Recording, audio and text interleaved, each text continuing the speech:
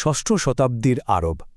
চলুন আজ এমন একটা গল্পে ফেরা যাক যখন এক বিশাল সেনাবাহিনী একটা পবিত্র শহরকে ধ্বংস করে দিতে এগিয়ে আসছিল। তাদের লক্ষ্য ছিল সেই শহরের আত্মাকেই মিটিয়ে দেওয়া। কিন্তু প্রশ্ন হল, এত বড় একটা সেনাবাহিনী কেন একটা সাধারণ উপাসনালয় ধ্বংস করতে চেয়েছিল? আসুন এই রহস্যের গভীরে যাওয়া যাক।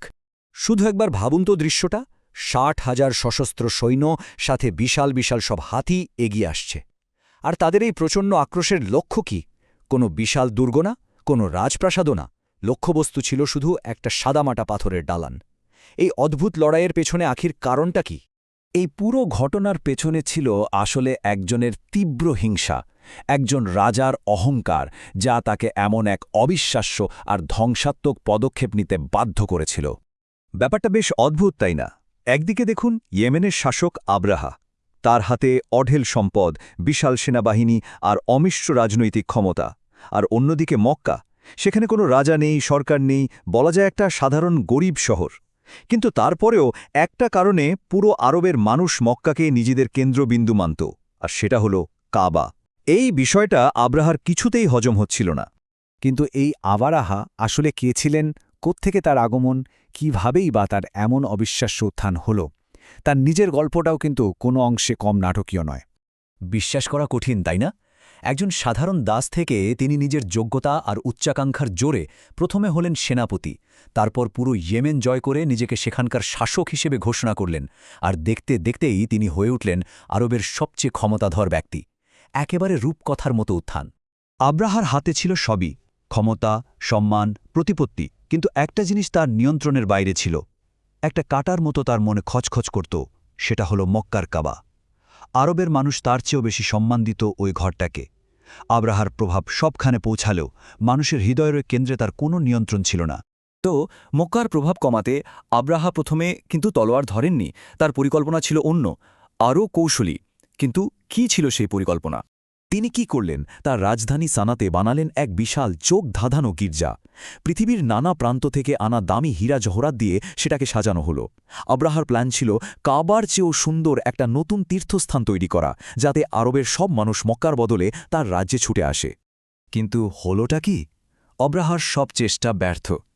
এত জাঁকজমক, এত আয়োজন, কিচ্ছু মানুষের মন গলাতে পারল না। আরবের মানুষ সেই পুরনো সাদামাটা কাবার দিকেই যেতে থাকল, আর আব্রাহার বিশাল রত্নখচিত গির্জাটা একেবারে খাঁ খাঁ করতে লাগল। তো যখন বুদ্ধি আর কৌশল কাজে দিল না, আব্রাহার অহংকার তখন বদলে গেল ভয়ঙ্কর ক্রোধে। তিনি ঠিক করলেন এবার শেষ পথটাই বেছে নেবেন, পাশবিক শক্তি। ৬০,০০০! শুধু একবার সংখ্যাটা ভাবুন।